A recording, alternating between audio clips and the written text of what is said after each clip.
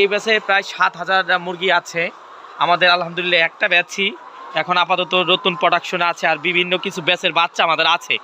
আপনারা সবাই অবগত আছেন একটা বিষয়ে, যে আমাদের ফার্মে হিউজ মুরগি থাকে, 40 থেকে 45,000 ডিমের মুরগির থেকে শুরু করে বাচ্চা এরকম পরিমাণ মুরগি থাকে। কিন্তু আমাদের ফার্মে বর্তমান 20,000 মুরগি। আমাদের বিভিন্ন লেয়ারের যে পুলেটের যে শেডগুলো আমরা করে থাকি, এই শেডগুলা বন্ধ হয়ে আছে শুধু বাচ্চা ক্রাইসিসের কারণে।